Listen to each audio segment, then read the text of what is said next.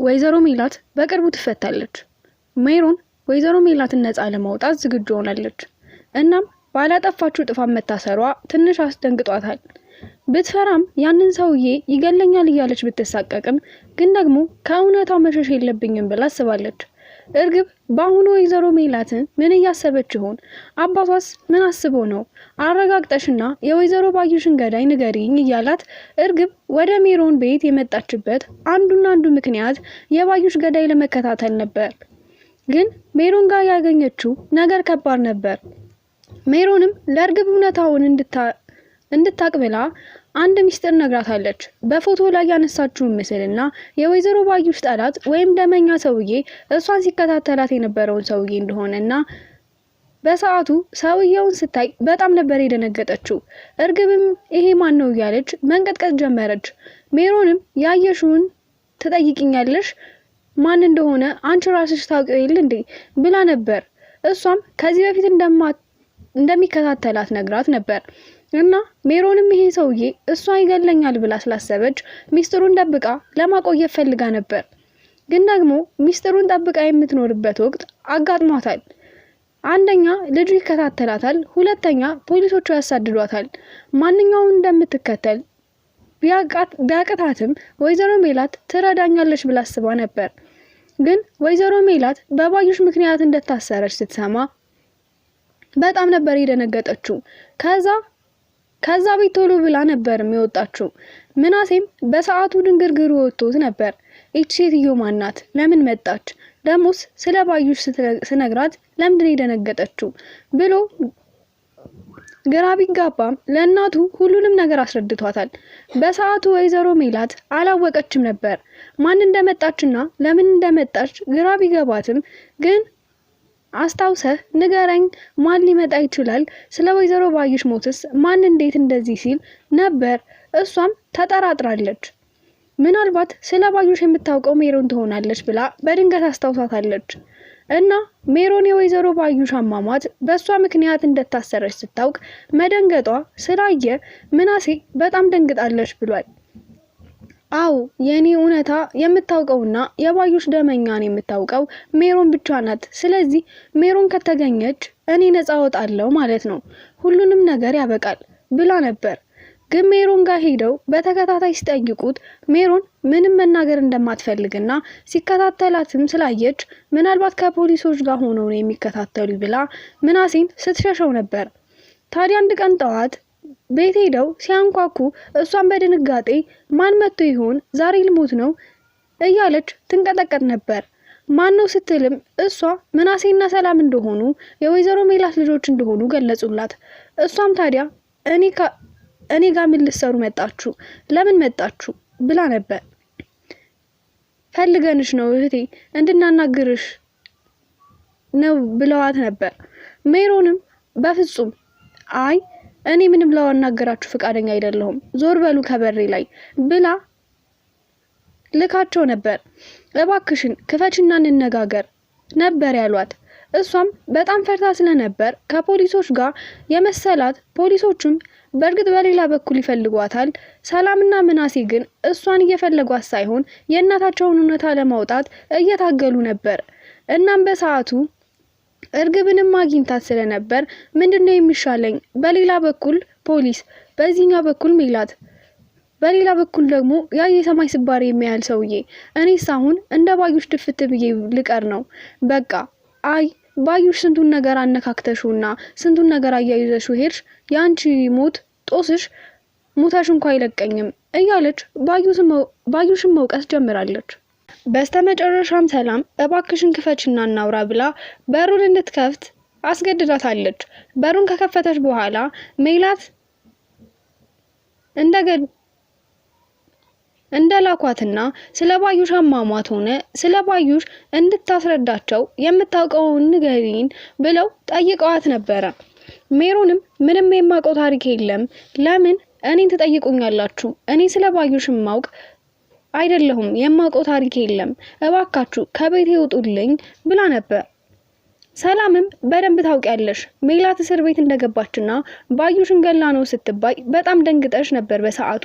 ስለዚህ የምታውቂው ነገር እንዳለ ግልጽ ነው። ስትላት ይህንን ባለቻት ጊዜ አንቺ ሞቴን ትሞችልኛለሽ እንዴ? ለምንድነው የምትጠይቂኝ? ምንም ነገር ልነግራችሁ አልችልም። ስለዚህ እባካችሁ ከቤት ይወጡልኝ እያለች ነበር። እነሱም ነገረ ሁኔታዋ በጣም ስለገረማቸው በጣም ግራ ስለተጋባች ከቤቷ ለቀው ወጥተዋል። ታዲያ ለወይዘሮ ሜላት ሁሉንም ነገር ሲያስረዷት አዎ ወይዘሮ ባዩሽ አሟሟት ሜሮን በደንብ ታውቃለች። እናም ምናልባት እየተከታተላትና እያስፈራራት ያለ ሰው ሊኖር ይችላል። ለዛ ነው መናገር ያልፈለገችው። ግን ደግሞ ተስፋ መቁረጥ የለብንም። የባዩሽ እውነታ እስኪወጣ ሜሮን ታስፈልገኛለች። ግን ደግሞ ፖሊሶቹ እየፈለጓትና ሊያናግሯት እንደሚፈልጉ ተናግረዋል። እና የስልክ ጥሪዋ በመጨረሻ ሰዓት ባዩሽ ከሜሮን ጋር እንደሆነ ማውቀዋል። እና ይሄ ጉዳይ በደንብ ማጣራት እንዳለባቸውም አውቀዋል። ስለዚህ ደግማችሁ ሄዳችሁ ፖሊሶቹ ሳያገኟት ሁሉንም ነገር ለማጣራት ሞክሩ ብላ ነበር። ወይዘሮ ሜላት ይሄንን ስትል ምሳሌም እና ሰላምም ልጅቷ በጣም ፈርታለች፣ ልታናግረን የምትፈልገን አይመስለኝም። በድጋሚ ሂዱ ካልሽ እሺ እማዬ ብለው ተስማምተዋል። ግን ደግሞ በድጋሚ ቢሄዱ ሜሮን በራሷ ፍላጎት ትናገር እንደሆነ እንጂ በፍጹም ልትነግራቸው አትችልም። ምክንያቱም ሚስጥሩን አወጣሽ ማለት ፖሊሶቹ ማሰሩን ቢተውላት እንኳን ያ ሰውዬ አሳዶ እንደሚገላት ታውቃለች። ወይ ከገንዘብ ያልሆንኩኝ ወይ ደግሞ አርፌ ድህነቴን ይዤ ያልተቀመጥኩኝ ከሁሉም ውጮኜ እኔ አሁን ላይ ምንድነው የምሆነው ያለች በተደጋጋሚ ታስባለች። ወይዘሮ ሜላት ብዙ አማራጮች ተጠቅማ ከእስር ቤት ለመውጣት አቶ መስፍን ሞክሮ ነበር። ግን ሜላት መውጣት እንደማትፈልግ በተደጋጋሚ ተናግራ መውጣት የማትፈልግበት ምክንያት ደግሞ እውነታው ሳይወጣ ነፃነቴ ሳይረጋገጥ በፍጹም ከእስር ቤት አልወጣም ብላ ለምናሴ ነግረዋለች። መስፍንም እባክሽ ሜላት እንደዚህ አትበይ፣ እኛ ያላንቺ ከብዶናል፣ ቤቱ በጣም ያስጠላል፣ ጭር ብሏል። አንቺም ያለ ኃጢአትሽ እስር ቤት መቆየት የለብሽም። የሆነው ሁሉ አሁን ምናልባት ፍርድ ቤቱ ያስመብትሽ ሊሰጥሽ ይችላል። ስለዚህ ባዩሽ እንዳልገደልሻት እርግጠኛ ስለሆንን እናም መውጣት አለብሽ ብሏት ነበር። ሜላት ግን በወጣም ተመልሼ እመጣለሁኝ እና እውነታው ወጥቶ በአንድ ፊቴ ነው የምወጣው እንጂ እስር ቤት ስመላለስ አልኖርም ብላለች።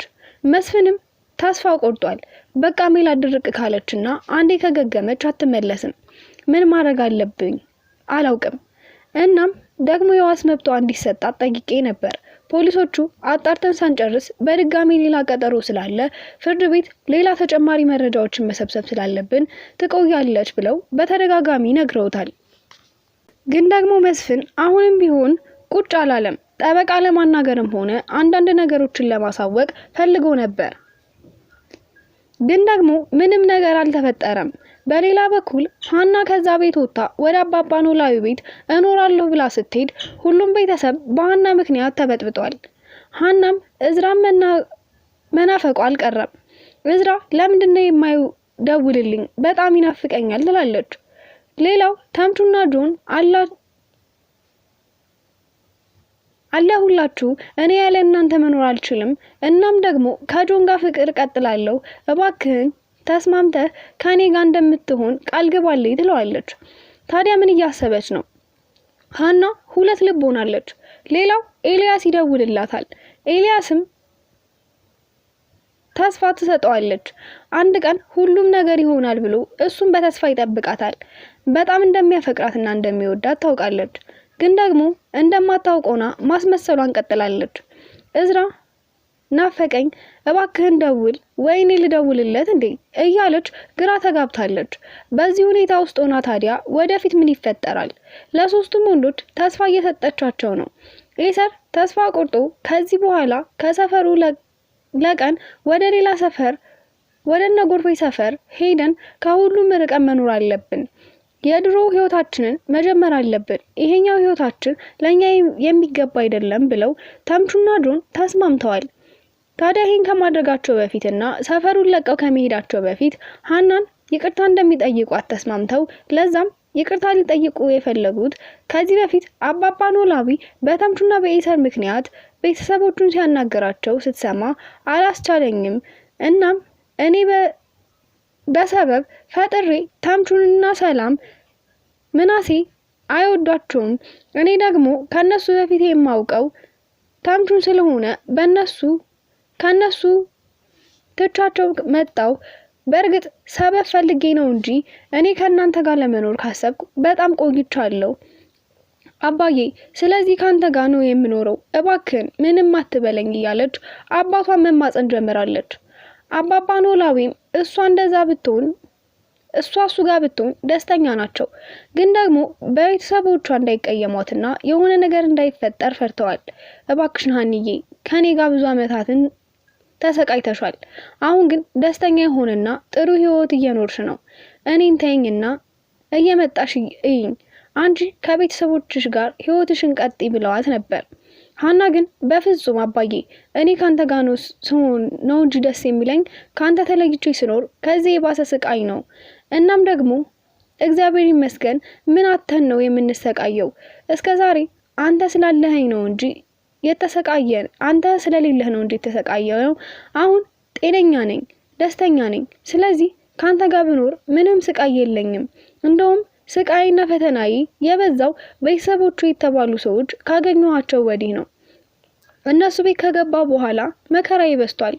አንተም ካንተ ጋር ከሆንኩኝ ግን በጣም ደስተኛና በጣም ጥሩ ነው የምሆነው ብላ አሳምነዋለች። በሰዓቱ አባባ ኖላዊ ልጅቷን መገፋፋትና እንድትሄድ ማድረግ አልቻሉም። በተደጋጋሚ ሀንዬ እባክሽን እንደዚህ አትበይ ብለዋት አባባ ኖላዊ እሳቸውን ጠልተኸኝ ነው ከሆነ በቀጥታ ንገረኝ፣ አለበለዚያ እኔ ከዚህ ቤት መሄድ አልፈልግም፣ እባክህን ተወኝ እያለችው ነበር። አባባ ኖላዊም ታዲያ ምንም ማለት አልቻለም። ምክንያቱም እሷ እንድትቀየማቸው አይፈልጉም። እሷ የተደላደለ ኖሮ ለሷ ደስታና ለሷ ብለው እንጂ እሳቸው ከሷ ጋር መኖሩን ጠልተውት አይደለም። ኢሰርም ታዲያ በስተመጨረሻ ሀናን በጣም ይቅርታ ለኛ የምታስቢልንና እንዲሁም ደግሞ ለኛ እንደዚህ የምትሆኝ አልመሰለንም። ቤተሰቦችሽ ደሃ አይወዱም አውቃለሁ፣ ግን አንቺ በጣም ጥሩ ሰው ነሽ። እኔ ባለማወቅ ብዙ ጊዜ አስቀይሜሻለሁ። እባክሽን ሀና ይቅርታ አድርጊልኝ ብሎ ጠይቋታል።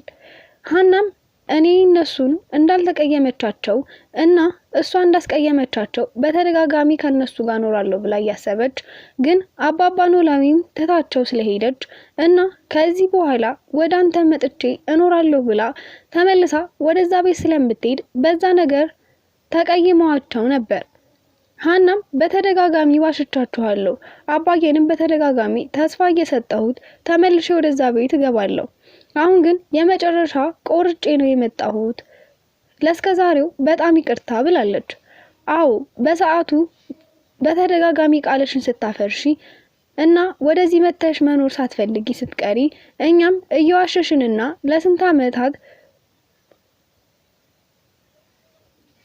ለስንት ዓመታት መከራይቶ ያሳደገሽን አባትሽን የካድሻቸው መስሎን በጣም አሳዝነሽን ነበር። የእውነት ነው የምልሽ ሀና፣ አንቺ መልካም ሰው ነሽ፣ መቼም ቢሆን አታጠፊም። እኛ ነን ጥፋተኛ። ስለዚህ እባክሽን ያጠፋነው ነገር በጣም ተጸጽተናል። ለእናትሽም ለፖሊሶቹ ማለት ያለብንን ሁሉ ብያለሁኝ። እናም አንቺም ይቅርታ አድርጊልኝ፣ ከዚህ በኋላ በአንቺ መውቀስ አቁሜያለሁኝ ብሎ ነበር። እሷም ይቅርታ እንዳደረገችለትና ተቃቅፈው ከተቃቀፉ በኋላ እሷም ኢሰር እባክህን እሺ በለኝና በቃ አንተ የሚፈልገው መልኩ ህይወታችንን መቀጠል እንችላለን፣ እናንተ ጥሩ ሰዎች ናችሁ ብላ ነበር። እሷም በፍጹም ሀንዬ አንቺ የሚገባሽ እዝራ ነው፣ ምክንያቱም እኔ ደሃ ነኝ፣ ምንም ነገር የለኝም፣ በዛ ላይ የጎዳና ሌባ፣ ስለዚህ አንቺ የመረጥሽው ትክክለኛ ሰው ነው፣ እኔ በቃ ከዚህ በኋላ ወንድምሽ ነኝ ብሏታል። ሀናም ኢሰርን ላለማስቀየም እንጂ እዝራን አፍቅራው በተደጋጋሚ ናፈቀኝ እያለች ለራሷ ትናገራለች። ለሰላምም ነግራት ነበር። ታዲያ ለምን አትደውይለትም ስትላት መደወል እንደማትፈልግና እሱ ከደወለ ግን ማውራት እንደምትፈልግ ነገረቻት። ሰላም ግን አንቺ ልጅ ግራ እያጋባሽኝ ነው፣ ለምንድን ነው ግራ ገብቶሽ እኔንም ግራ የምታጋብኝ እያለች በተደጋጋሚ ብጨቀጭቃትም ሀና ግን ከደወልኩለት ይኮራብኛል እያለች ናፍቆቷን አምቃ መኖሯን ቀጥላለች።